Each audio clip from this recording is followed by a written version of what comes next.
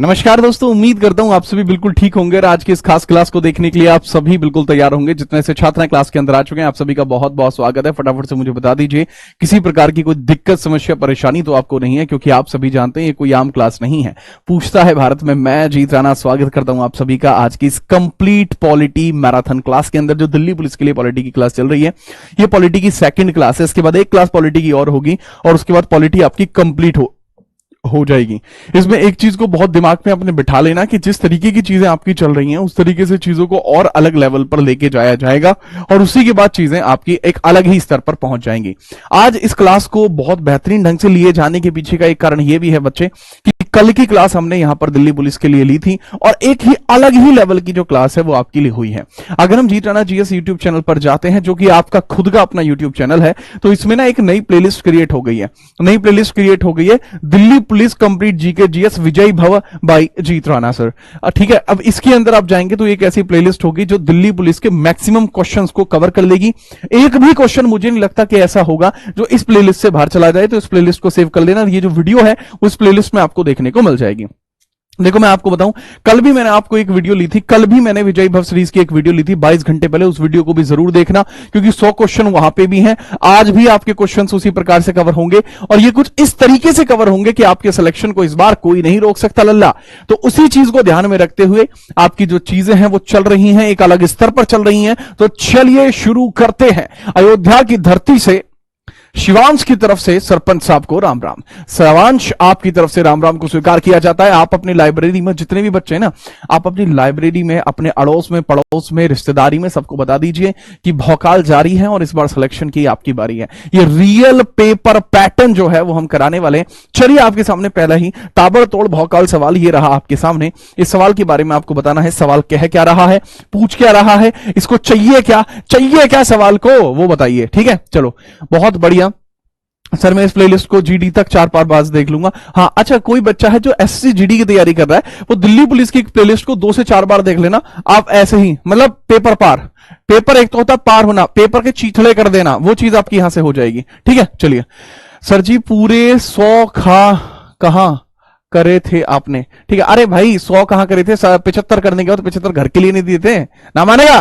अरे यहां पे देखिए, यहां पे सवाल है, which constitutional amendment act replace the collegium system for the appointment of जजेस in the supreme court and high court? Supreme court और हाई कोर्ट के अंदर ना एक कॉलेजियम सिस्टम चलता था, तो कौन सा ऐसा आपका संविधान संशोधन था जिसके माध्यम से कॉलेजियम सिस्टम को परिवर्तित कर दिया गया?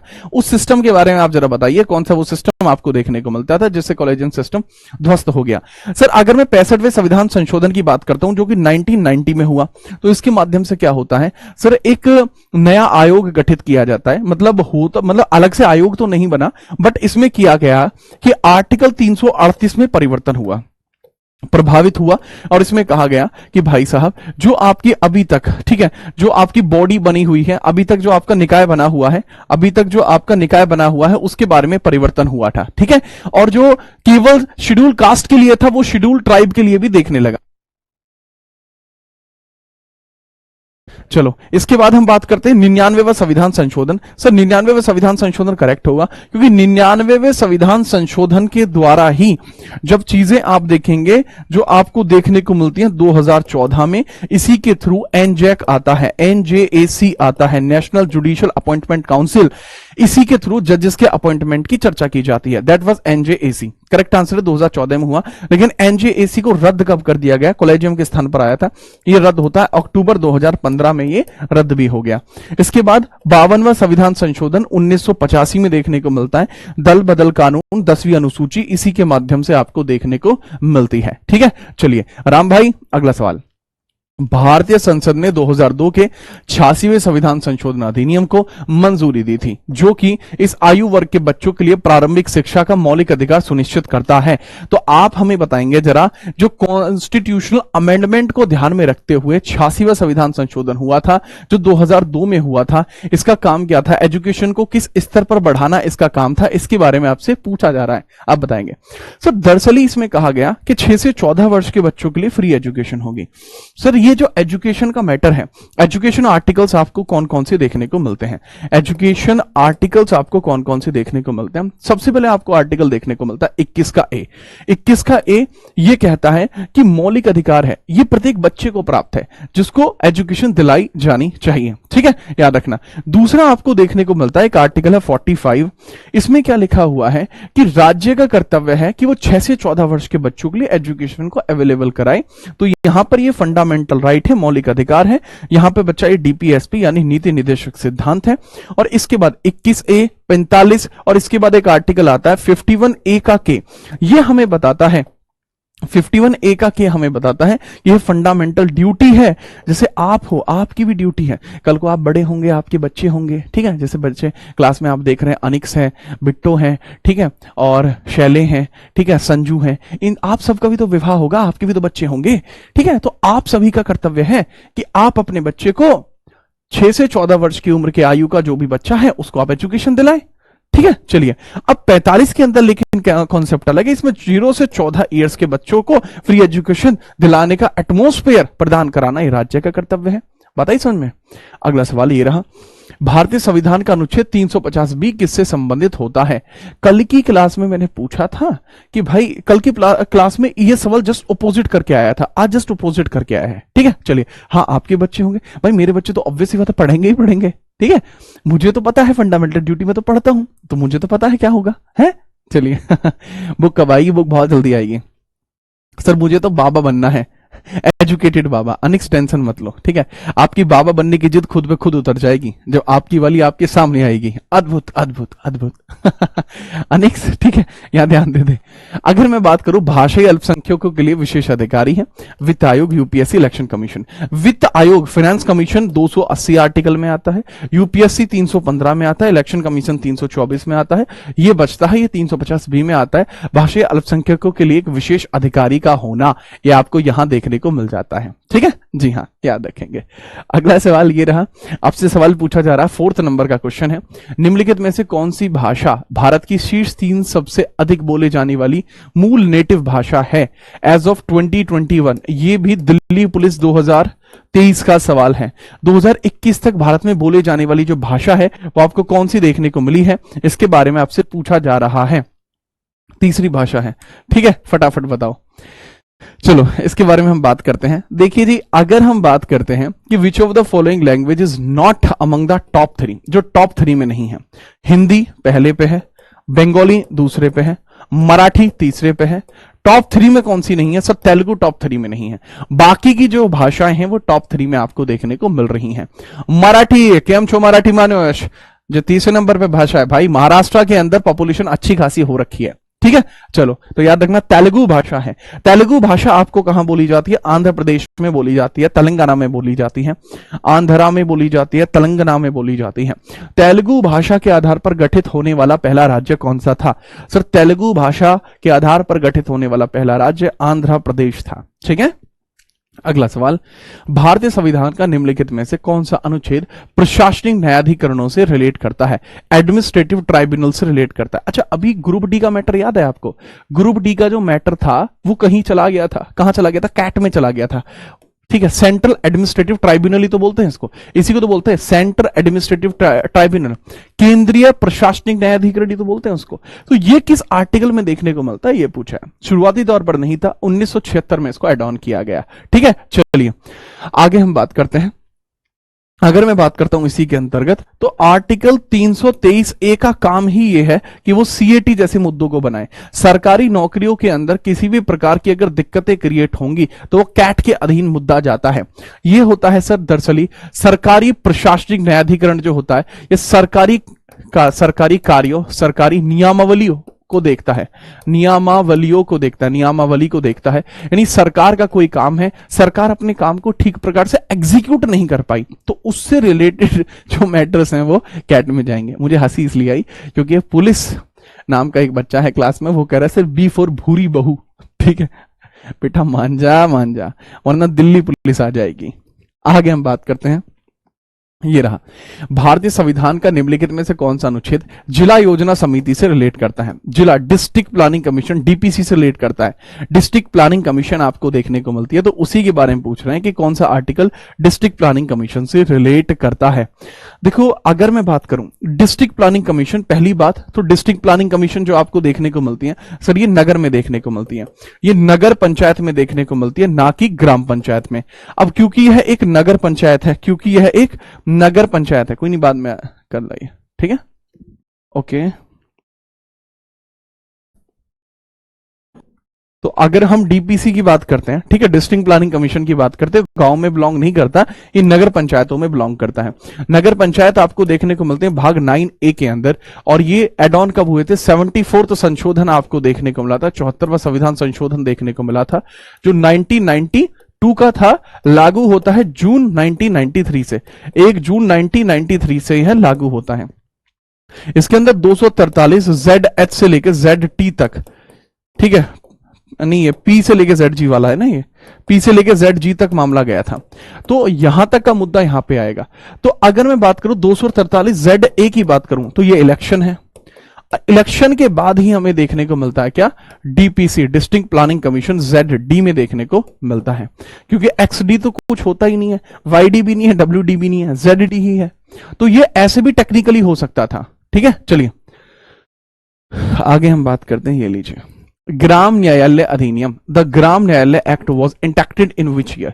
जो ग्राम न्यायालय एक्ट था वो किस वर्ष में आपको देखने को मिला था? 7वें नंबर का सवाल है, थला फॉर ए रीजन। तो जो ग्राम न्यायालय एक्ट है उसके बारे में चर्चा की जा रही है, किस वर्ष आपको देखने को मिला है, ठीक है। चलिए सर, अगर मैं बात करता हूं गांव के अंदर भी क्या न्यायालयों का निर्माण किया जा सकता है?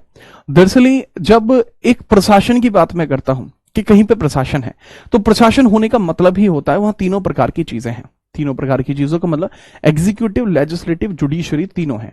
तो अब अगर मैं कहता हूं कि पंचायती राज स्तर पर भी आपको देखने को मिलता है प्रशासन, तो उस प्रशासन के आधार पर वहां पर ग्राम न्यायालय एक्ट का होना यह स्वाभाविक है। तो जो ग्राम न्यायालय एक्ट आपको वहां पर देखने को मिलेगा, पूछा जा सकता है किस वर्ष में आया था, तो ये 2008 में आया था, 2008 में आपको देखने को मिलता है जो ग्राम न्यायालय एक्ट आया था। तो बहुत जरूरी होगा आप ग्राम न्यायालय एक्ट के बारे में भी जान पाए, और इसके साथ ही आप इसके बारे में जान भी पाएंगे, ठीक है। मुझे लगता नहीं है कि कोई समस्या है, ठीक है। चलो देखो, चैनल जो आप देख रहे हैं जीत टाना जीएस, ये बहुत उम्मीदों से बनाया हुआ चैनल है। मैं आपको बहुत स्पष्ट बात बताता हूं, जो बच्चे इसको रिकॉर्डेड बाद में देखेंगे आप सभी के लिए बताता हूं, ये चैनल बहुत उम्मीदों से बनाया गया था। इस चैनल को क्रिएट किया गया था मार्च के महीने में, मार्च से इस पे वीडियो आ रही है, मार्च 2025 से। आज इस चैनल के ऊपर दर्शकों की संख्या हल्की सी आपको कम नजर आ रही है, हालांकि वो हो सकता है ज्यादा हो या कुछ हो, लेकिन अब धीरे धीरे हो क्या रहा है, धीरे धीरे चीजों में थोड़ा बदलाव आ रहा है, ठीक है। हो सकता है वो यूट्यूब की तरफ से ही हो, ठीक है। यहां मैं किसी को ये नहीं कह रहा कि किसी और के द्वारा कुछ ऐसा हो रहा है, नहीं, मैं इस पे कभी ध्यान भी नहीं देता। अब कोई कर भी रहा है तो कब तक कर लेगा? 1 बार कर लेगा, 2 बार कर लेगा, 10 बार कर लेगा, 50 बार कर लेगा, 100 बार कर लेगा, 1000 बार कर लेगा, उसके बाद तो नहीं करेगा। मैं तो रहूंगा ना, बट ये चीज होती है। अच्छा, आप लोगों से मैं ये चीजें क्यों बता रहा हूं कि सर आप हमें क्यों बता रहे हो? आपको मैं इसलिए बता रहा हूं क्योंकि आप में से बहुत सारे ऐसे छात्र हैं जो बहुत लंबे समय से मेरे साथ हैं, ठीक है, और बहुत सारे ऐसे भी छात्र हैं जो वर्तमान में नहीं दिखाई दे रहे हैं। तो मैं आपसे यही बात बताऊंगा कि अगर आप इसको रिकॉर्डेड देखते हैं तो आप लाइव आने का प्रयास करिए। हम थोड़ी चीजें देख रहे हैं, चीजों को एनालाइज कर रहे हैं, चीजों के अंदर बेहतरता लाने का प्रयास कर रहे हैं। मैं कल जिस प्रकार की चीजें कर रहा था, आज शायद मैं उससे अच्छी चीजें करने का प्रयास कर रहा हूं, ठीक है। तो उम्मीद है कि आप उस चीज को समझेंगे, और मैं बस आपसे इतना ही कहना चाहूंगा कि आप अगर शेयर भले ही ना करें, अगर आपसे कोई पूछे कि आप कहां से पढ़े हैं तो आप बता देना। मेरा बस इतना ही कहना आपसे होगा, और उम्मीद करता हूं कि सिलेक्शन की इस दौड़ में अगर कोई आपका चाहता है कि सिलेक्शन हो जाए, वो आपका जो खुद का मन है वो चाहेगा, आपके माता पिता चाहेंगे, और मैं चाहूंगा, ठीक है। मैं अपनी पूरी तरीके से, मैं अपनी डेडिकेशन के साथ आपके साथ लगा हुआ हूं, आगे भी लगा रहूंगा, ठीक है। और ये सब कहने के पीछे का तात्पर्य सिर्फ इतना ही था कि आप चीजों को समझें, वास्तविकता से रहें, ठीक है। और लोगों की बातों में अगर आप भी आना चाहते हैं तो आपको बस मैं इतना ही बताना चाहूंगा कि मैं तब भी वही था, आज भी वही हूं, ठीक है। चलिए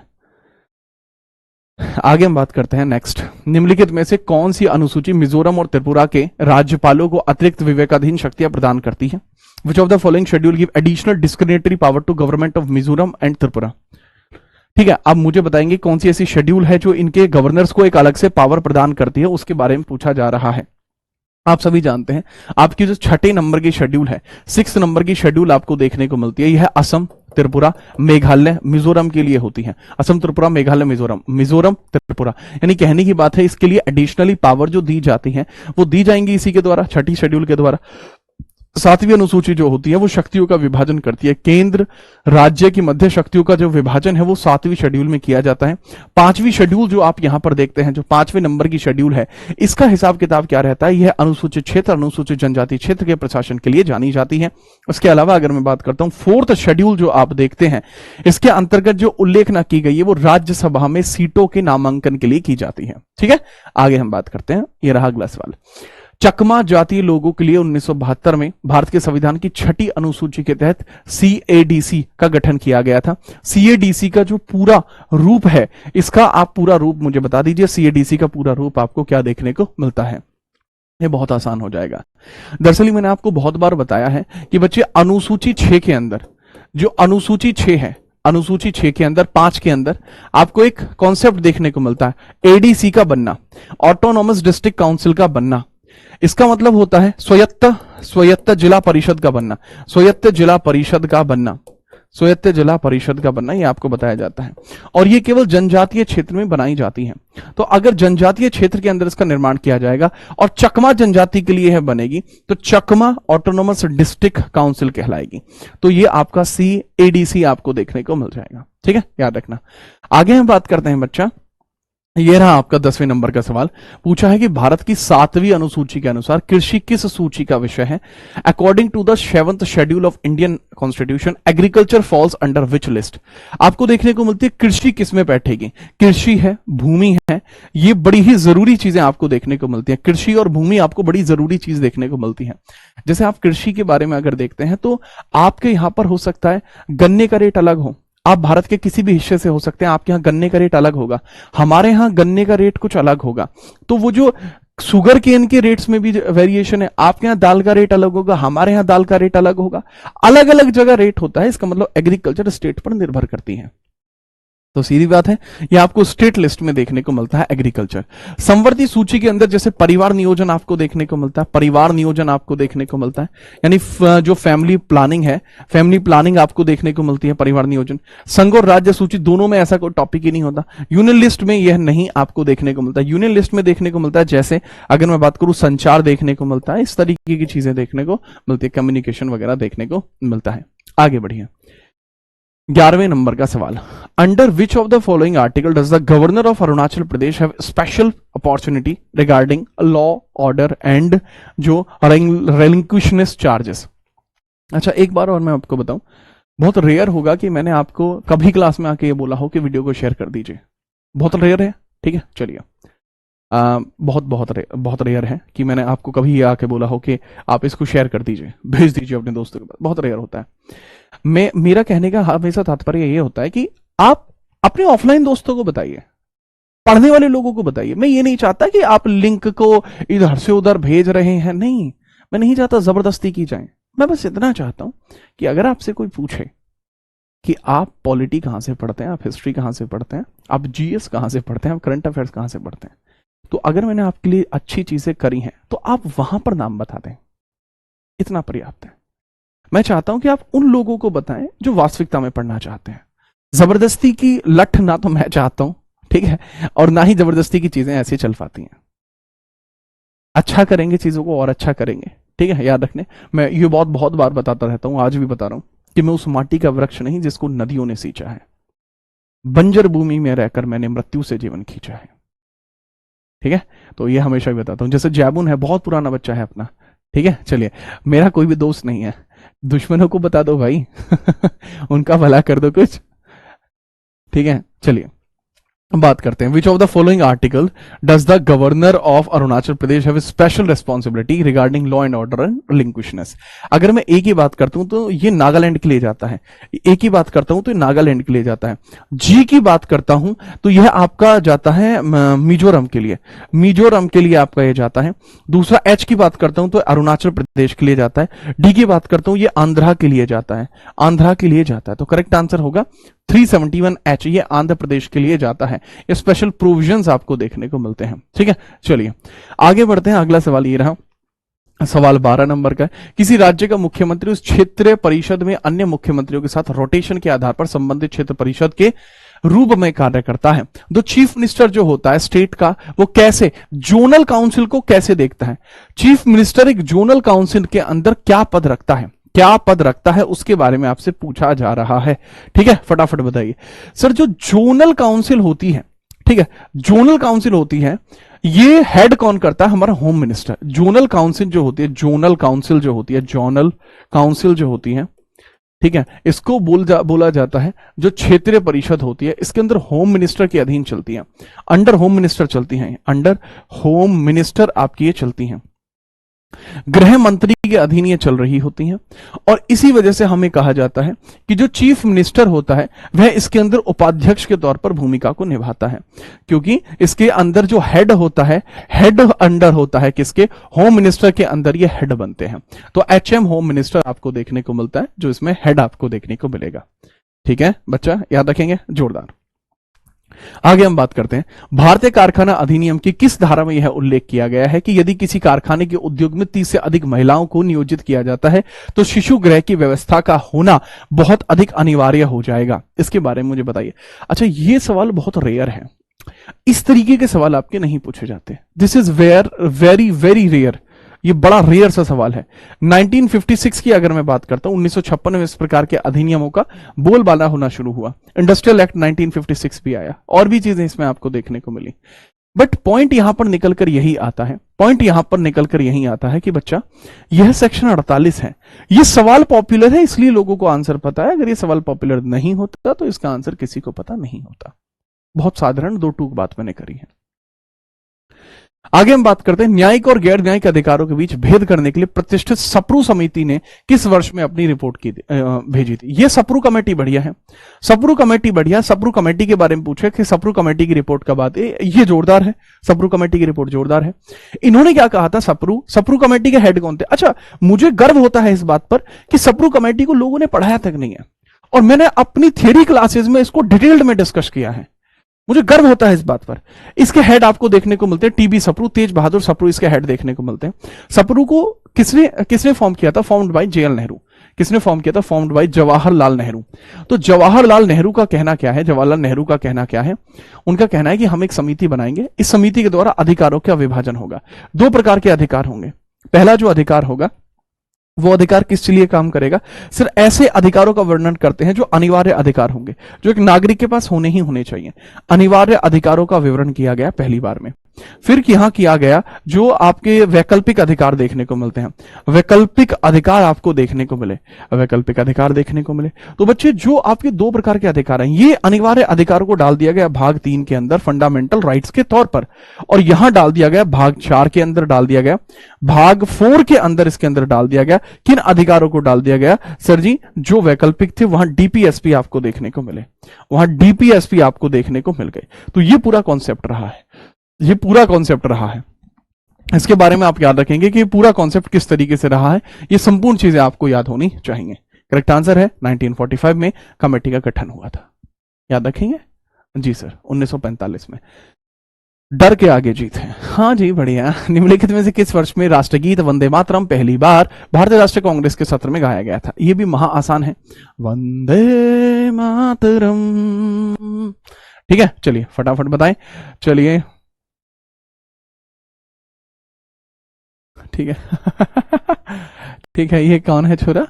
ओके, मूल विधि की पुस्तक। अच्छा, मूल विधि की मेरी नई किताब आ रही है, जिन बच्चों को नहीं पता है, मूल विधि की मेरी नई किताब आ रही है, बहुत जोरदार।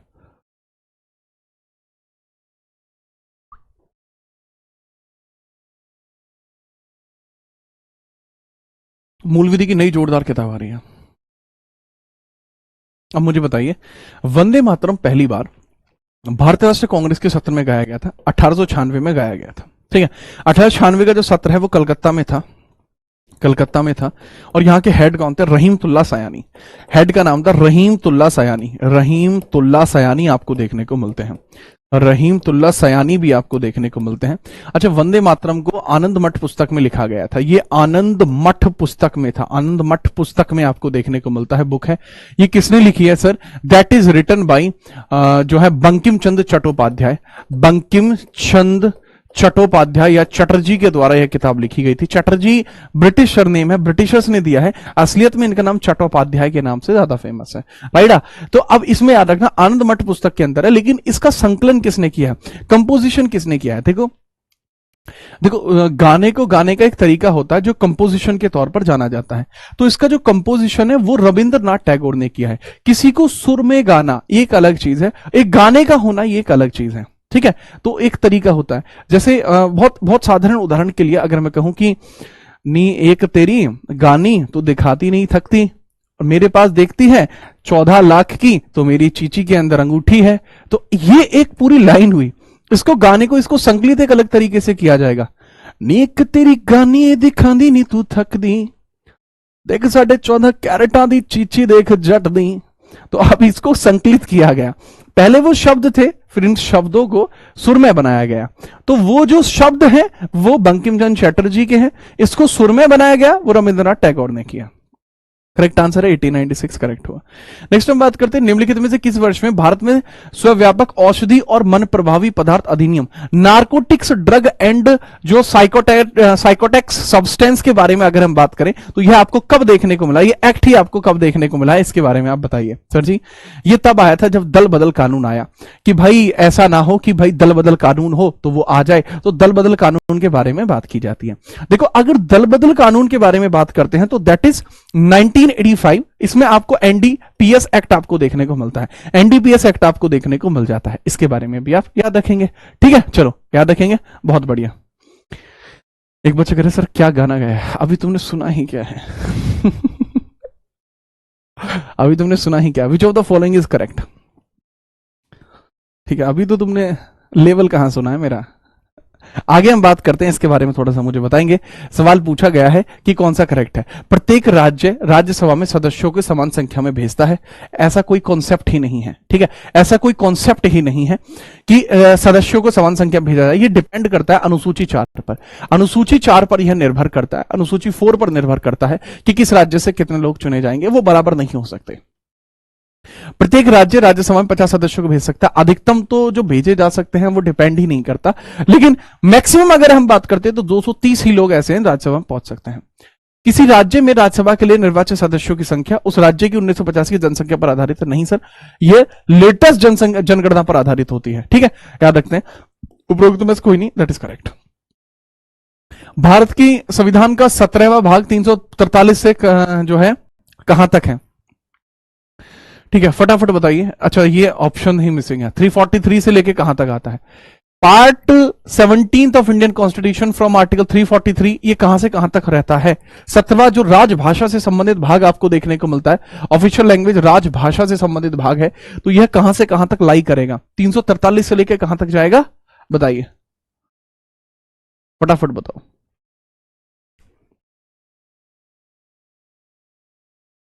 सर पहली क्लास नहीं है यूट्यूब पे, यूट्यूब पे पहली क्लास भी आप देख सकते हैं, प्लेलिस्ट में पड़ी हुई है, प्लेलिस्ट में देख लेना। यहां पर जो मैं पूछ रहा हूं पहले वो बता दीजिए। देखो, अगर मैं यहीं पर बात करता हूं तो वो है 343 से लेके 351 तक जाता है, 343 से लेके 343 से लेके 351 तक जाता है। इसके बारे में आप याद रखेंगे कि डील किस प्रकार से करता है, 43 से 51 तक यह जाता है, ठीक है, बिना परेशानी के याद रखना। अगला सवाल ये रहा, initially when the constitution of India was adopted on 26 November 1949, how many articles and schedule did it originally contains? प्रारंभ में जब 26 नवंबर 1949 को भारत का संविधान अपनाया गया था, तब इसे मूल रूप से कितने अनुच्छेद और आर्टिकल्स थे? जब शुरुआती तौर पर भारत का संविधान बना तब इसके अंदर आप देखते हैं कि 395 आर्टिकल्स देखने को मिले, 8 इसके अंदर अनुसूचियां देखने को मिली। तो 395 आर्टिकल्स थे, 8 शेड्यूल्स थी। वर्तमान में ऐसा नहीं है, वर्तमान में संख्याएं बढ़ चुकी हैं। वर्तमान में अगर हम बात करें, इसकी संख्या 460 से प्लस जा चुकी है। और इस शेड्यूल्स की हम बात करते हैं तो ये 12th पहुंच चुकी हैं, 12 पहुंच चुकी हैं, भाग भी बढ़ चुके हैं। लेकिन ये केवल किस आधार पर है? ये केवल संख्यात्मक आधार पर है।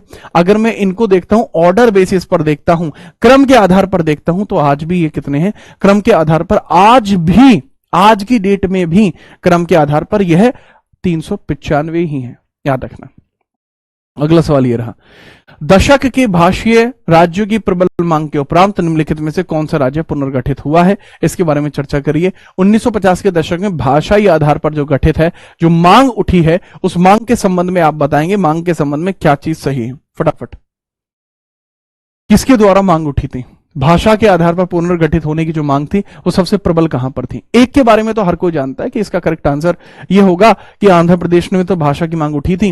ये सबसे पहले गठित भी हुआ था भाषा के आधार पर, सबसे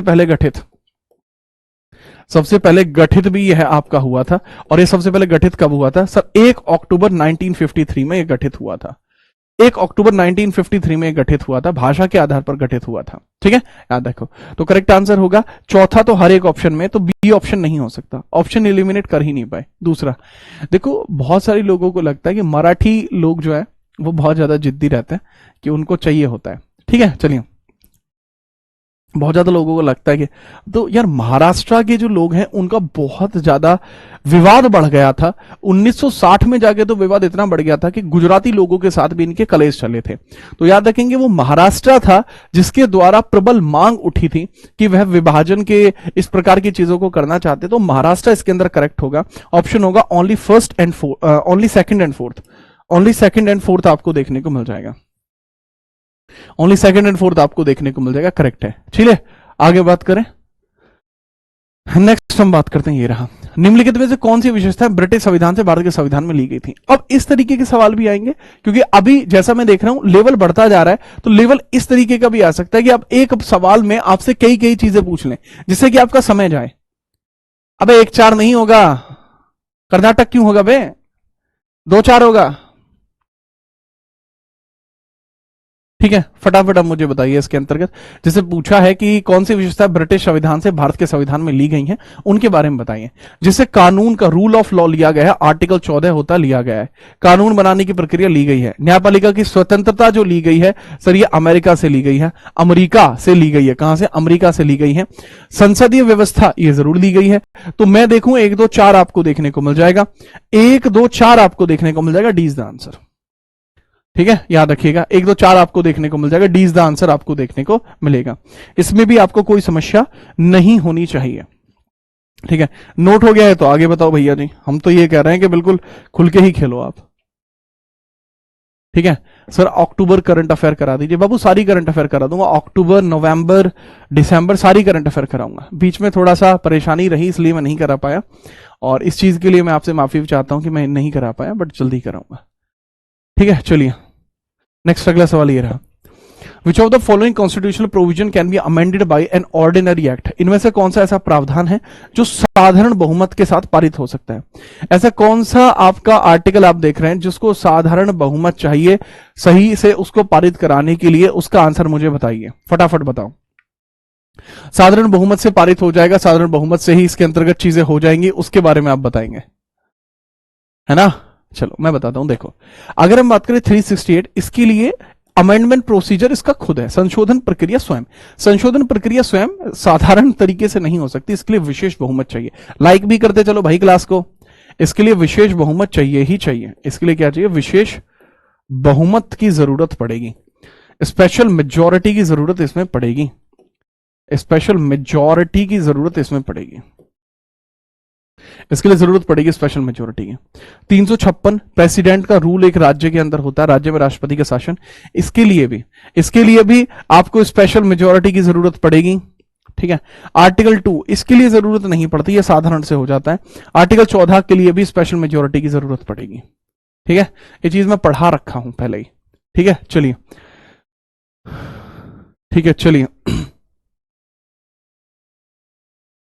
आगे हम बात करते हैं। अगला सवाल ये रहा, भारत के संविधान के अनुच्छेद 333 के अनुसार अनुसूचित जाति और अनुसूचित जनजातियों के दावे के बारे में हम बात करते हैं। एक बच्चा कह रहा है सर कर दिया है आपको माफ, दिल से साफ, आपका बहुत बहुत आभार। ठीक है, मैं आपका हमेशा कृतार्थ रहूंगा, थैंक यू। आप जरूर बताइएगा अगर हम आपके लिए कुछ कर पाए। ठीक है, चलिए अगर हम बात करते हैं भारत के संविधान के आर्टिकल 335 के अनुसार अनुसूचित जातियों और अनुसूचित जनजातियों के दावों को निम्नलिखित मामलों में ध्यान से रखा जाएगा। निम्नलिखित मामलों में ध्यान से रखा जाएगा, फटाफट बताइए। 335 जो होता है वो किस बारे में चर्चा कर रहा होता है? 335 किस बारे में चर्चा कर रहा होता है? बच्चे आपने रिजर्वेशन सुना है? रिजर्वेशन टर्म को जानते हैं आप? बहुत बढ़िया, ठीक है, चलिए जानते हैं आप रिजर्वेशन टर्म को, आप जानते हैं बच्चे। जो 335 होता है ये बात करता है अवसर में, अवसर के लिए विशेष प्रावधान, रिजर्वेशन की बात है, ये विशेष प्रावधान होता है। तो ये विशेष प्रावधान किस प्रकार का है? दरअसल ये विशेष प्रावधान जो है वो पब्लिक एम्प्लॉयमेंट का है। तो ये पब्लिक एम्प्लॉयमेंट के बारे में हम बात करते हैं, ये पब्लिक एम्प्लॉयमेंट से रिलेट करता है। यह लोक रोजगार के अंदर कुछ लोगों को मतलब विशेष दर्जा देता है। जैसे आप देखते हो एससी की कट ऑफ नीचे जाती है, तो ये उस चीज के लिए काम करता है। ठीक है, याद रखेंगे। अगला सवाल ये रहा, भारतीय न्याय संहिता के संबंध में कौन सा कथन सही है? अब बात आती है यहां पर, सर क्या बीएनएस के सवाल भी पेपर में पूछे जाएंगे? देखो भाई, मैं हूं एक क्लासिकल टीचर, पहली बात तो बात ये है। दूसरा, मुझे अंदाजा है कि बीएनएस के क्वेश्चन 100 में 100% आएंगे ही आएंगे। कोई नहीं रोक सकता पेपर में बीएनएस के सवालों को आने से। मैं ये बात सफेद कागज पर लिख के देता हूं कि आपके सवाल बीएनएस के आएंगे ही आएंगे। ठीक है, तो भाई साहब इसके बारे में मुझे बताइए। ठीक है, चलिए फटाफट बताओ। जय हिंद Rana sir, I have already been serving the country in the Assam rifles and this time I qualified for the UPSC pre. Okay, so जो बच्चा है जो यूपीएससी के लिए सिलेक्ट हो चुका है, मिस्टर पैरा एसएफ, आप मुझे इंस्टाग्राम पे टेक्स्ट कर दीजिएगा, आपको टेक्स्ट का रिप्लाई मिल जाएगा और आपसे बहुत जल्दी मुलाकात करेंगे। ठीक है, चलिए। तो अब अगर हम बात करें, भारतीय न्याय संहिता मामूली अपराधों के लिए सामुदायिक सेवा को दंड के स्वरूप में प्रस्तुत करती है। नए कानून के तहत संक्षिप्त कार्रवाई, हाँ भाई आपका संक्षिप्त कार्रवाई समरी ट्रायल का मेथड है, स्टार्ट हो चुका है। The reformative approach aims to socialise reintegrate offenders, सुधारात्मक दृष्टिकोण, हाँ सर करेक्ट बात है। तो इसके अंदर तीनों ही स्टेटमेंट सही हो जाएंगे। बीएनएस के बारे में तीनों ही स्टेटमेंट सही है, इसके बारे में आप स्पष्ट याद रखेंगे। ठीक है, चलिए आगे हम बात करते हैं। अगला सवाल ये रहा कंप्यूटर स्क्रीन पर। नेक्स्ट सवाल ये रहा, so we seriously wholeheartedly salute you. You do so much for many children and you also teach very well. So that's thank you. बताइए, निम्नलिखित मौलिक अधिकारों को भारतीय संविधान में उनको सूचीबद्ध क्रम में व्यवस्थित करें। आपको कुछ क्रम देखने को मिलते हैं, आपको कहां से कहां तक वह देखने को मिलते हैं, एक बार देख लेते हैं, इस चीज को लिख लेते हैं। ठीक है, चलो देखते हैं। संवैधानिक उपचार का अधिकार आर्टिकल 32 में आपको देखने को मिलता है। ठीक है, दूसरा स्वतंत्रता का अधिकार, राइट टू फ्रीडम, यह आपको 14 से 18 तक देखने को मिलेगा। शोषण के खिलाफ अधिकार, राइट अगेंस्ट एक्सप्लॉइटेशन, शोषण के खिलाफ अधिकार 23-24 में देखने को मिलता है। और समानता का अधिकार आपको देखने को मिलता है, स्वतंत्रता का उल्टा लिख दिया मैंने बाबू, स्वतंत्रता का उल्टा लिख दिया, ये 19-22 है। ठीक है, ये 14-18 है। तो अब अगर इसमें क्रम देखता हूं तो सबसे पहले आएगा 4, सबसे पहले 4 से स्टार्टिंग होगी, एंडिंग जो होगी वो 1 से होगी। 4 से स्टार्टिंग, 1 से ending, D is the correct answer. ये अप्रोच होती है, दिस इज एग्जाम अप्रोच। मैं एग्जाम अप्रोच भी इसलिए बता पा रहा हूं क्योंकि मुझे पता है सही तरीका क्या होना चाहिए। ठीक है, I am able to tell you exam approach, इसके पीछे का रीजन यही है। ठीक है, चलिए सर जी क्वेश्चन अच्छे लेवल के लाइए। ये कहना है हमारे रफ्तार भाई का, रफ्तार अंडरस्कोर 1-2। ले रफ्तार भाई, इस सवाल पे मैं चाहता हूं आप थोड़ा सा अपना दिमाग लगाओ, मुझे थोड़ा बताना कि इसके बारे में सही आंसर इसका क्या होगा। हालांकि सवाल का लेवल नहीं है, मैं फिर भी बता रहा हूं। निम्नलिखित में से कौन सा संविधान सभा में उनकी नेतृत्व भूमिका के साथ सही सुमेलित है? जीवी मावलंकर साहब chairman of the functions of the constituent assembly, अच्छा। Doctor Bhimrao Ambedkar head of committee functions of assembly, and Gopal Swami chairman of order of business, leader of committee on the fundamental right. अब खुद बता दो, क्योंकि अगर मैं इसको एक्सप्लेन करने के लिए जाऊंगा तो आंसर निकल जाएगा। ठीक है, फटाफट आप आंसर करिए।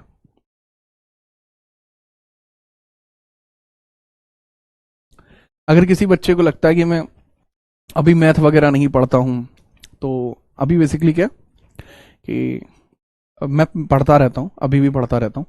तो मेरे स्टूडियो में बुक रखी हुई है, मैं तुम्हें बुक दिखाऊं मेरे स्टूडियो में। तो एक बुक रखी हुई है, ठीक है, काफी पुरानी सी है, बट अगर आपको दिखाई दे रहा है किस चीज की है तो आप जरूर देख लेना। ये मैथ में पढ़ता रहता हूँ, ठीक है, ये मैथ में पढ़ता रहता हूँ। और भी ऐसा नहीं है और मैथ नहीं पढ़ता मैं। कोई बच्चा सोचा है गलती से आ गई होगी, ठीक है, गलती से नहीं आई भाई, ठीक है। और कोई मैथ भी देखना हो आप टेंशन फ्री रहना, ठीक है। ये एच.सी. वर्मा सर की किताब है, फिजिक्स की किताब है एच.सी. वर्मा सर की, ये भी पढ़ता रहता हूं मैं, ठीक है। तो हल्के में मत लेना भाई, मैं आपको पहले ही बता रहा हूं। अब आंसर की मैं बात करता हूं, इसके अंदर आंसर देख लेना। इसका आंसर क्या होगा? जीवी मावलंकर सर जो कमेटी के थे वो फंक्शन कमेटी के हेड थे, करेक्ट आंसर है। डॉक्टर भीमराव अंबेडकर इस कमेटी के नहीं थे, ड्राफ्ट कमेटी के हेड थे, ठीक है, ड्राफ्ट कमेटी के हेड थे। एन गोपाला स्वामी अयंकर किसी स्पष्ट पार्टी के हेड नहीं थे, लेकिन हाँ chairman of the order of the business की बात करता हूं तो इसके के.एम. मुंशी जरूर थे, के.एम. मुंशी इसके जरूर थे, ठीक है, याद रखना। आगे हम बात करते हैं अगला सवाल, ठीक है। चलिए अगला सवाल ये रहा, नेक्स्ट है संविधान के अनुच्छेद 22 के विषय में कौन सा कथन सही है? 22 के बारे में कौन सा स्टेटमेंट सही है उसका थोड़ा सा मुझे बताएंगे। 22 के लिए स्टेटमेंट कौन सा सही है उसके बारे में थोड़ा सा बताइए, ठीक है। चलिए ठीक है, चलो करेक्ट आंसर की बात करते हैं। आर्टिकल 22 किसके लिए होता है? इस अनुच्छेद में दिया गया मूल अधिकार व्यक्तियों को बंदी बनाए जाने और कुछ मामलों में नजरबंद किए जाने से रक्षा करता, करेक्ट है। यह मूल अधिकार नागरिकों और गैर नागरिकों दोनों के लिए है, ठीक है। हाँ सर ये दोनों के लिए है, करेक्ट है, ठीक है, याद रखिएगा। तीसरा है कि इस प्रावधान के अंतर्गत प्रदत्त अधिकार, क्योंकि ऐसे जो मूल अधिकार नागरिकों के लिए है, केवल नागरिकों के लिए है, वो है जो है 15, 19, ठीक है, 15, 19, 29, 30, ठीक है, याद रखना। 14, 15, 19, 29, 30 आपको देखने को मिल जाते हैं, जो केवल और केवल ओनली सिटीजन अधिकार आपको देखने को मिलते हैं, राइट। अब यहां पर बात करते हैं इस प्रावधान के अंतर्गत प्रदत्त अधिकार शत्रु विदेशियों के लिए नहीं है, ठीक है, शत्रु या विदेशियों के लिए नहीं है। अगर ऐसा किया जाए, हाँ यह स्टेटमेंट सही है, यह स्टेटमेंट आपको सही देखने को मिलता है। तो इसके अंतर्गत आप सीधे तौर पर याद रखेंगे आर्टिकल 22 को लेकर, आर्टिकल 22 को लेकर आप सीधे तौर पर याद रखेंगे कि इस प्रावधान के, ये करेक्ट है यार, इस प्रावधान के अंतर्गत प्रदत्त अधिकार उन व्यक्तियों के लिए हैं जिन्हें किसी निवारक नजरबंदी कानून के अंतर्गत बंदी। देखो उन व्यक्तियों के लिए आप स्पेसिफाई नहीं कर सकते, ये सबके लिए हैं, ठीक है। तो यह स्टेटमेंट गलत होगा। करेक्ट आंसर है कि 1, 2, 4 इसमें सही है, करेक्ट आंसर है कि 1, 2, 4 इसके लिए सही है। तो इसके बारे में भी आप याद रखिएगा। आगे हम बात करते हैं, ठीक है, आगे हम बात करते हैं। अगला सवाल यह रहा, पूछा है कि यदि एक सैनिक अपने वरिष्ठ अधिकारी के आदेश से कानून के अनुसार भीड़ पर गोली चला देता है तो भारतीय न्याय संहिता 23 के अनुसार क्या उसने कोई अपराध किया है? ये हमें बताइए, क्या उसने कोई अपराध किया है?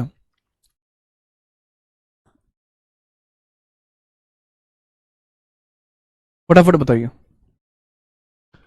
इसके बारे में भी चर्चा कर लेते हैं। 1, 2, 4 नहीं 3 होता है, जोरदार, ठीक है। तो याद रखना। नहीं एच.सी. वर्मा सर की और किताब भी है मेरे पास, 3 किताब आती हैं एच.सी. वर्मा सर की, तीनों पढ़ी हैं, हाँ तीनों ही हैं, यहीं पे रखी हुई हैं। और कोई किताब भी देखनी हो बता देना, ऐसी बात नहीं है, ठीक है। चलो स्टार्ट करते हैं, कॉन्सेप्ट क्या कह रहे हैं। अगर ऐसा कुछ हुआ है, पहला है कि भाई जैसे कल को तुम दिल्ली पुलिस में लग गए, आपके सीनियर अधिकारी आपके एसएचओ साहब ने आई आके कहे, एसएचओ साहब ने कहा छोड़ दे छोरे पे, ठीक है, कोई भाग रहा था आपके शामी और आपके एसएचओ साहब ने कहा पकड़ इसने, ठीक है, लाठी मार इसके, तो आप लाठी मार दी। तो पूछा जाए क्या आपने कोई अपराध किया है? हाँ, क्योंकि वह अवज्ञा कर रहा है। नहीं, आपने अपराध नहीं किया, पहली बात तो आपने अपराध नहीं किया। No because he followed the public order. अबे पब्लिक ऑर्डर कहां से आए? पब्लिक ऑर्डर तो थे ही नहीं। No because he believe in the good faith and he was bounded by law. No इसलिए क्योंकि वह कानून के द्वारा बंधा हुआ है, अपने सीनियर की बात उसको माननी पड़ेगी, नहीं तो उसकी खुद की पार्किंग लग जाएगी। अगला सवाल यह रहा, निम्नलिखित में से विशेषताओं को मिलाइए। फंडामेंटल ड्यूटीज जो होती हैं, जो मौलिक कर्तव्य आपको देखने को मिलते हैं, यह किस प्रकार से आपको देखने को मिलते हैं? सर मौलिक कर्तव्य जो होते हैं।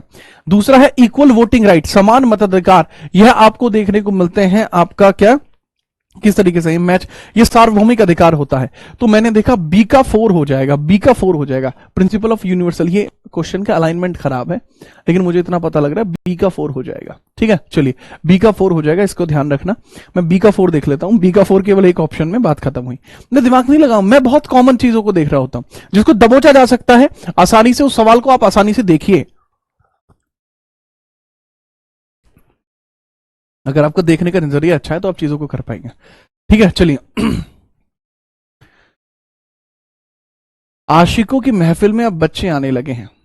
लड़कियों को वहम है कि उनकी खूबसूरती बढ़ गई है, लेकिन मसला यह है कि फोन के कैमरे अच्छे आने लगे हैं। अनिक्स के द्वारा लिखा गया एक जोरदार डायलॉग।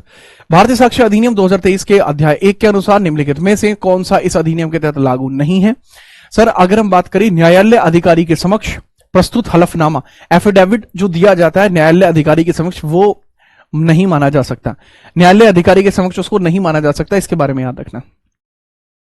ठीक है, चलो। मेडिकल टर्मिनेशन ऑफ प्रेगनेंसी संशोधन अधिनियम 2021 के भारत में कानूनी गर्भपात ढांचे को कितने मामले के लिए बढ़ा दिया गया है? 24 सप्ताह तक के लिए बढ़ा दिया गया है। अगर कोई परेशानी आती है तो गर्भपात की जो गर्भकाल समय सीमा है उसको 24 सप्ताह के लिए बढ़ा दिया गया है। 24 सप्ताह के लिए बढ़ चुका है, याद रखेंगे। ठीक है, इसके बारे में याद रखना।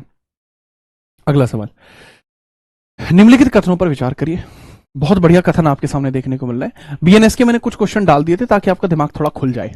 ठीक है, अब हम बात करते हैं यहां पर। आप मुझे बताएंगे निम्नलिखित कथनों पर आप विचार करेंगे। All India services common to union and states, controlled by the state government only. अब बताइए, जो ऑल इंडिया सर्विसेज है वो कॉमन है यूनियन एंड स्टेट के लिए, यह स्टेटमेंट सही है।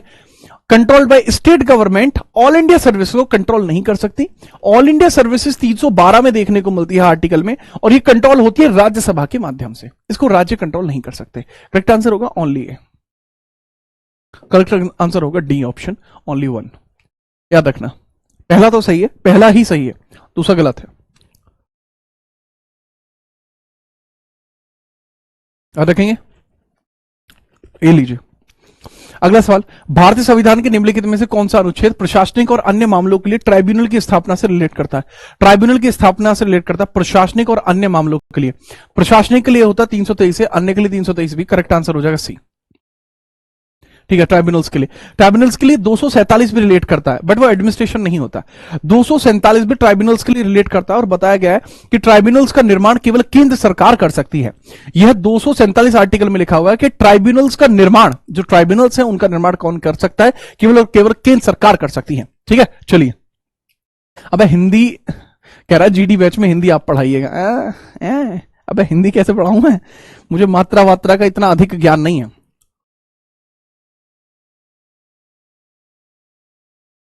मुझे हिंदी का ज्ञान है, बट मात्राओं का इतना अधिक ज्ञान नहीं है। बहुत स्पष्ट, मैं आपके साथ खिलवाड़ नहीं करना चाहता। ये देखो, ये सवाल और जोरदार है। पूछा गया कहां है, पहले मैं ये बता दूं, ये एनटीपीसी ग्रेजुएट लेवल पर आया था। ये एनटीपीसी ग्रेजुएट लेवल पर आया था, एनटीपीसी ग्रेजुएट पर आया था। अब समझ लीजिए सवाल क्या है। पूछा गया लोकपाल और लोकायुक्त अधिनियम, और वो भी कब? 2025 में आया था। अब देखिए जरा, लोकपाल और लोकायुक्त अधिनियम 2013 के तहत लोकपाल की 2014 में वह पारित हो गया। इससे पहले ये 7 बार आ चुका है। पूछा गया ये सवाल कितनी बार आ चुका है? 7 बार आ चुका है। ठीक है, याद रखना। तो बहुत सिंपल सी बात है। एग्जैक्टली लोकपाल का काम ही होता है कि वो वार्षिक रिपोर्ट राष्ट्रपति को भेजे। उसके पास लीगल पावर्स है बट यूज नहीं कर सकता, इसी वजह से उसको बोला जाता है क्वासी जुडिशियल बॉडी। ये सवाल भी है, बहुत जोरदार, आपको याद रखेंगे। ठीक है, चलिए अगला सवाल, संवैधानिक व्याख्या और न्यायिक सिद्धांत के संदर्भ में कौन सा कथन सही है? इसके बारे में थोड़ा मुझे बताइए। जो बच्चा इस सवाल का जवाब मुझे सही दे देगा, मैं मानता हूं कि मैं आज ही आपको दिल्ली पुलिस से सिफारिश करूंगा कि आपको आज ही सब इंस्पेक्टर के लेवल पे भर्ती कराया जाए। तुरंत इस सवाल के एक सवाल के जवाब से ही मैं मान लूंगा कि आप कोई आम आदमी नहीं बचे हैं।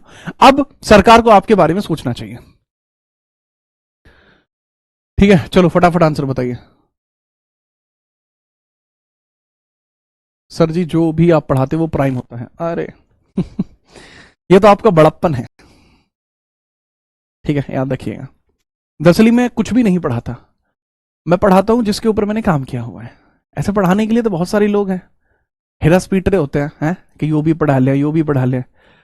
अगर आपको ना पता हो, मैंने ज्योग्राफी को बहुत लंबे समय नहीं पढ़ाया किसी कारण से, क्योंकि मैंने एक जो अपने मित्र हैं उनको मैंने बोला था कि आप पढ़ा लीजिए, आपके लिए मैं इस बलिदान को देने के लिए तैयार हूं।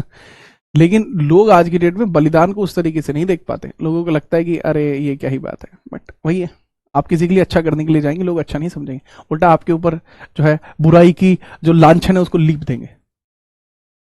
और तो मैंने कहा कि कोई बात नहीं, चलिए वक्त सब देख रहा है, वक्त आप सबको जवाब देगा।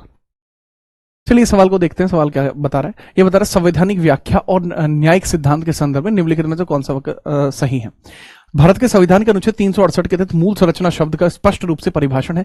मूल संरचना शब्द का कहीं भी परिभाषा नहीं दी गई, ठीक है, याद रखना, ये कभी भी आपको नहीं दी गई है। ये मूल संरचना जो है ये एक न्यायिक डिसीजन में निकल कर आई थी।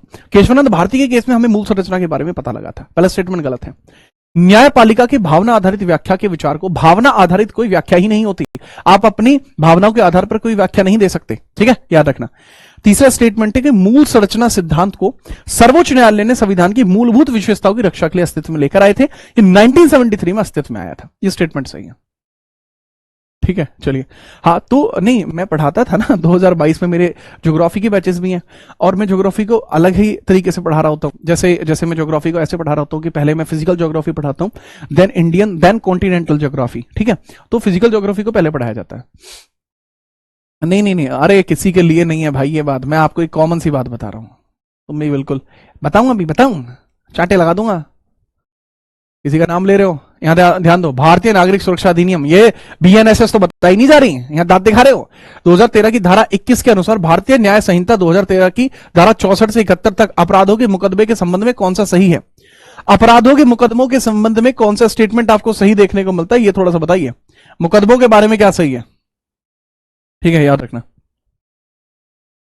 देखो 64 से लेके 71 जो होता है वो रेप रिलेटेड मैटर्स होते हैं, रेप रिलेटेड मैटर्स होते हैं, रिलेटेड मैटर्स होते हैं, ठीक है। मैटर्स बीएनएस की बात कर रहा हूं, बीएनएस की बात कर रहा हूं। बीएनएसएस की जो धारा 21 है उसमें बताया जाता है कि महिला के से संबंधित अगर कोई केस है, रेप रिलेटेड कोई केस है, या कोई भी महिला जिसमें परेशान हुई हो, इस प्रकार के केस आपको देखने को मिल रहे हैं, ठीक है। चलो, तो सिंपल सी बात है कि उसमें महिला अधिकारी का होना अनिवार्य होगा, ठीक है। चलिए, तो सीधे बात यह होगा, ऐसे अपराधों का मुकदमा जहां तक संभव हो एक महिला की अध्यक्षता द्वारा न्यायालय में पेश किया जाएगा।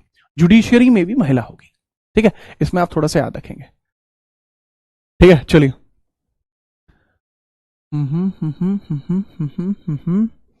नेक्स्ट, समवर्ती सूची के कानूनों के संबंध में नीचे दिए गए कथनों को पढ़िए। अब देखो, संघ का कानून राज्य के कानून पर प्राथमिकता लेता है, करेक्ट है। State can prevail if reserved and assented by president. अगर राज्य कानून पे चाहे तो प्रेसिडेंट उसको रिजर्व करके उस पे कानून दे सकता है। प्रेसिडेंट कुछ भी कर सकता है भाई, प्रेसिडेंट कुछ भी कर सकता है। आर्टिकल 245, प्रेसिडेंट भौकाल है, प्रेसिडेंट जो चाहे कर सकता है। प्रेसिडेंट ठीक है, तुम तो खाली अंडे की भुजी बना सकते हो, प्रेसिडेंट भुजी से अंडा बना सकता है। तो प्रेसिडेंट का जलवा है, दोनों ही स्टेटमेंट सही है। अगला सवाल ये रहा, प्रेसिडेंट शासन के प्रवर्तन के संबंध में निम्नलिखित में से कौन सा कथन सत्य है? प्रेसिडेंट के शासन के बारे में पूछा गया है, कौन सा कथन आपको सत्य देखने को मिलता है? टेल अबाउट द प्रेसिडेंट, ठीक है। चलिए,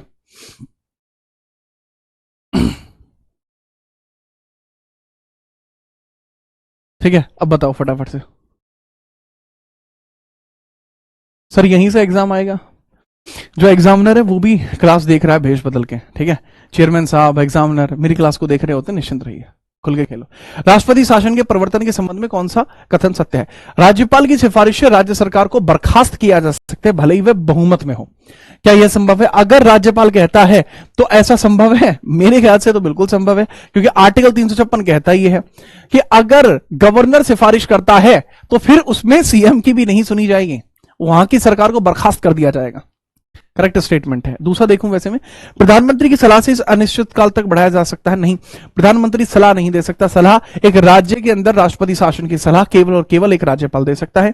राष्ट्रपति सर्वोच्च न्यायालय की अनुमति के बिना राष्ट्रपति शासन लागू नहीं कर सकता, स्टेटमेंट सही है।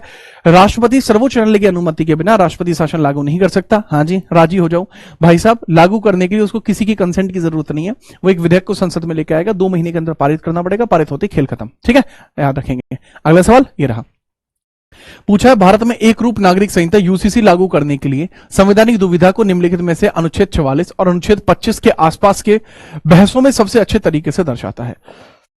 आप मुझे बताइए 25 और 44 में क्या फर्क है? 25 और 44 में क्या फर्क है बताओ? जो 25 और 44 है इसके अंदर फर्क क्या है, फटाफट बताओ। देखो बात यह है, अनुच्छेद 25 क्या कहता है? अनुच्छेद 25 आपको एक बात स्पष्ट बताता है, जो अनुच्छेद 25 है, इसके हिसाब से ना एक बात बहुत स्पष्ट है, ठीक है, उसको समझना कि 25 के अनुसार यह कहा गया कि आपको धार्मिक फ्रीडम है, आप जो धर्म चाहें उसको अपना सकते हैं और उसके विचारों को मान सकते हैं, एग्जाम्पल के लिए, जैसे मैं हिंदू धर्म से, सनातन धर्म से बिलोंग करता हूं। Hindu is not a term, Hindu कोई टर्म नहीं है, टर्म है सनातन। तो मैं सनातन धर्म से बिलोंग करता हूं और मेरे हाथ में ये जो आप देख रहे हैं ये मेरे धार्मिक विचार है। मुझे ऐसा लगता है कि इनके मेरे हाथ में होने से मैं कनेक्टेड रहता हूं कहीं ना कहीं, ठीक है। तो ये मेरा विचार है। क्या ये सत्य है? सत्य असत्य विचारों पर निर्भर नहीं करता। सत्य होना असत्य होना यह साइंटिफिक है, परंतु जो मेरे हाथ में है यह मेरे अपने मानना है कि ऐसा करूंगा तो ऐसा होगा। बात आई समझ में? तो इन चीजों का होना निर्भर नहीं करता, ये केवल मेरे विचार है। और आर्टिकल 25 मुझे कहता है कि मैं अपने इन विचारों को फॉलो कर सकता हूं। सेम चीज आपको यहां देखने को मिलती है कि जो 44 है यह इसके साथ संरेखित है, यह अलाइन तो इसी के साथ है, लेकिन अनुच्छेद 25 जो है इसका उल्लंघन माना जाएगा, क्योंकि जैसे ही यूनिफॉर्म सिविल कोड 44 लागू होगा तो मेरे धार्मिक विचार बहुत ज्यादा यूनिफॉर्म हो जाएंगे। फिर वो ऐसा नहीं हो सकते जो संविधान के किसी चीज का उल्लंघन करें, मतलब पर्सनल लॉज खत्म हो जाएंगे। ठीक है, चलिए। सनातन परमो धर्म, अद्भुत। भारतीय संविधान की प्रस्तावना भारत को एक संप्रभु, समाजवादी, धर्मनिरपेक्ष, लोकतांत्रिक गणराज्य घोषित करती है। इनमें से कौन सा शब्द 42वें संविधान संशोधन के द्वारा 1976 में जोड़ा गया था? फटाफट बताइए कौन सा एक शब्द है। देखो, भारत की प्रस्तावना में कभी परिवर्तन नहीं हुआ एक बार को छोड़कर। 42वें संविधान संशोधन 1976 के माध्यम से कुछ ऐसे संशोधन है जो यहां पर हुए हैं। अगर मैं उन्हीं संशोधनों को देखता हूं तो थोड़ा सा समझिए।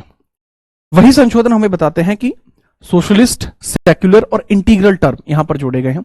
समाजवादी, धर्मनिरपेक्ष और अखंडता शब्द यहां पर जोड़े गए हैं। और ये 42वें संविधान संशोधन 1976 के द्वारा ही जोड़े गए थे, ताकि संविधान में लोगों की आस्था में और ज्यादा प्रचार प्रसार हो। ठीक है, चलिए, करेक्ट आंसर है। अगला सवाल। संविधान के अनुच्छेद 275 के अनुसार केंद्र सरकार के द्वारा राज्य को वैधानिक अनुदान मुख्य रूप से किस निकाय के द्वारा अनुशंसित किए जाते हैं? पैसा जो भेजा जाता है राज्यों को अलग से कि फंड नहीं आ रहा, बजट नहीं आ रहे, तो बजट या फंड कहां से आ रहे होते हैं उसके बारे में पूछा जा रहा है। आप बताएंगे वो बजट या फंड कहां से आ रहे होते हैं? क्या एनडीसी से आते हैं? बेटा, एनडीसी बना था 1952 में। एनडीसी के समय इस तरीके का कॉन्सेप्ट ही नहीं था।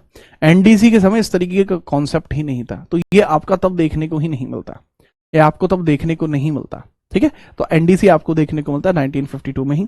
फिनांस कमीशन की अगर मैं बात करता हूं, वित्त आयोग की अगर मैं बात करता हूं, ये 280 में आता है और वास्तविकता में यही जारी कराता है वैधानिक अनुदान। यही आपके वैधानिक अनुदान को जारी कराता है, स्टैच्यूटरी ग्रांट्स को यही अलाउ करता है। तो आपको वित्त आयोग देखने को मिलता है 280 के अंदर, 280 के अंदर आपको देखने को मिलता है। ठीक है, परफेक्ट। अगला सवाल। निम्नलिखित मौलिक अधिकारों को संविधान में उनके प्रकट होने के क्रम में व्यवस्थित कीजिए। यह सवाल हो चुका है। स्वतंत्रता का अधिकार 19 से लेकर 22, ठीक है। समानता 14 से लेकर 18, धार्मिक 25 से लेकर 28, नहीं ये नहीं आया, अलग आया था। शोषण के खिलाफ 23-24, थोड़ा सा चेंज है इसमें। तो इसका क्रम अगर मैं देखता हूं तो दो पहले आना चाहिए, 2-1-4-3, करेक्ट आंसर होगा 2-1-4-3। क्रम है ना बेटा, ये रहा। स्कॉर्पियो क्लासिक M7S7SI करके एक छात्र है जिनका कहना है मुझे मूल विधि कंप्लीट करानी है। बेटा, मैं तो मूल विधि कंप्लीट करा देता हूं। क्या आप रेगुलर क्लास में आते हो मूल विधि की में? एक बार बताओ कि लास्ट कब था? बताओगे एक बार लास्ट मूल विधि की क्लास कब चली थी, अगर तुम रेगुलर क्लास में आते हो? किसी में कमियां निकालना बहुत आसान है, बेहद आसान है।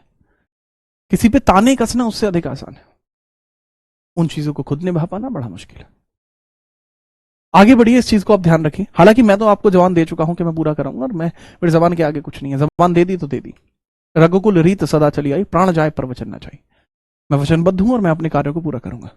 विधानमंडल के सदस्यों के द्वारा शपथ या प्रतिज्ञान का प्रावधान भारत की किस अनुसूची के अंदर किया गया है? सतीश, शपथ या प्रतिज्ञान जो आपका किया गया है वो तीसरी अनुसूची के अंदर किया जाता है। ठीक है, यह तीसरी अनुसूची के अंदर किया जाता है। ठीक है, याद रखना। यह आपको थर्ड शेड्यूल में आप देखेंगे कि आपको शपथ देखने को मिलती है। पहले में हमें देखने को मिलता है जो उल्लेख है हमारे केंद्र राज्य जो है उनका विवरण है, कहां कहां पे कौन कौन सी चीजें हैं वो चीज देखने को मिलती है। दूसरी में सैलरी एंड अलाउंसेस वगैरह देखने को मिलते हैं। थर्ड में आपको ये देखने को मिल जाते हैं। ठीक है, याद रखना। करेक्ट आंसर ये रहा। अगला सवाल। अनुच्छेद 356 भारत की संघीय संरचना को कैसे प्रभावित करता है? 356 कैसे प्रभावित करता है, इसके बारे में आप बताइए। 356 कैसे प्रभावित करेगा? Without any kind of further delay आप मुझे बताएं।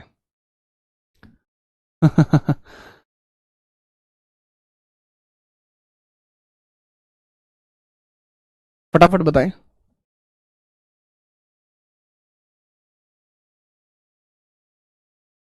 देखिए, अगर हम बात करते हैं जो 356 है भारत की संघीय संरचना को प्रभावित करता है। It ensure judicial independence, it allow centre to dismiss state government. जी हां, जब 356 लागू होता है, राष्ट्रपति शासन लागू होता है, तो सेंटर के पास वो क्षमता आ जाती है कि वो राज्य को, उनकी शक्तियों को समाप्त करे, राज्य के अंतर्गत इस प्रकार की चीजों को छोड़े ही ना। तो ये तक भी संभव आपको देखने को मिल जाता है, याद रखेंगे। चलिए आगे बढ़ते हैं। नेक्स्ट ये रहा सवाल, निम्नलिखित में से कौन सा युग्म भारतीय संविधान की अनुसूचियों के संबंध में सही सुमेलित है? अगर हम देखते हैं 11th शेड्यूल जो है हमारी, वो पावर ऑफ रेस्पॉन्सिबल पंचायत है। सर पंचायत से ठीक है। 12th जो है वो प्रेसिडेंट और वाइस प्रेसिडेंट के इलेक्शन, ही गलत हो जाएगा, क्योंकि 12वीं शेड्यूल जो है हमारी वो नगर पंचायत से लेट करेगी।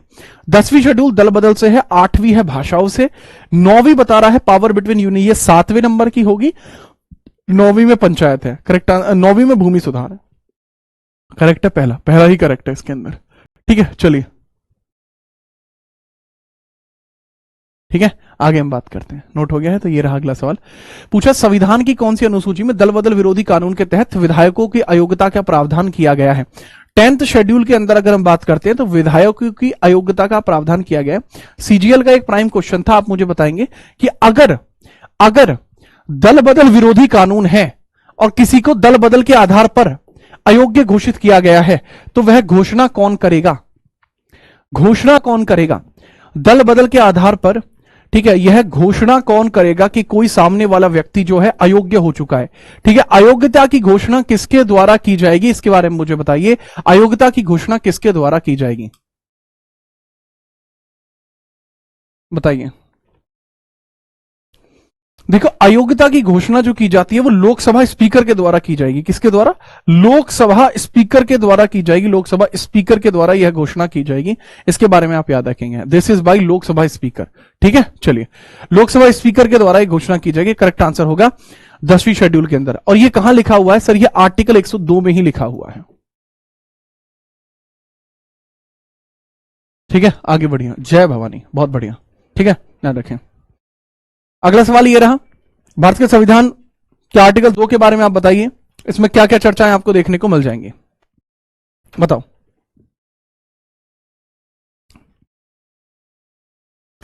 देखो, निम्नलिखित में से कौन सा प्रावधान भारत के संविधान, अच्छा 249 की बात कर रहे हैं। रेजिडुअरी पावर ऑफ लेजिस्लेशन, विधान की अवशेष शक्तियां 248 में है यार। ये राज्य सूची के विषय के संबंध में राष्ट्र हित में विधि बनाने की संसद की शक्तियां, ठीक है। अंतरराष्ट्रीय करारों को प्रभावी करने के लिए 263 होता है बच्चा, तो ये भी नहीं। अम्ब्रेला लॉ भी बोलते हैं इसको, ठीक है, याद रखना। तो ये भी नहीं होगा, 2 होगा, ओनली 2। करेक्ट आंसर है डी, ओनली 2 होगा बच्चे, ओनली 2। जोरदार। अगले सवाल ये रहा, पूछा है सही निम्नलिखित में से कौन सा युग्म सही से सुमेलित नहीं है? पूछा है कि कौन सा ऐसा युग्म आप देख रहे हैं जो सही से सुमेलित नहीं है, जो ठीक से मैच नहीं कर रहा, ठीक है। चलो फटाफट से याद रखो, बिना परेशानी के बताएं। देखो, अगर मैं बात करूं, मनी बिल 110 में है, करेक्ट है। प्रेसिडेंट रूल इन स्टेट 356 में सही है। जुडिशियल रिव्यू 137 में है, ना कि 243 में, इसमें पंचायत है।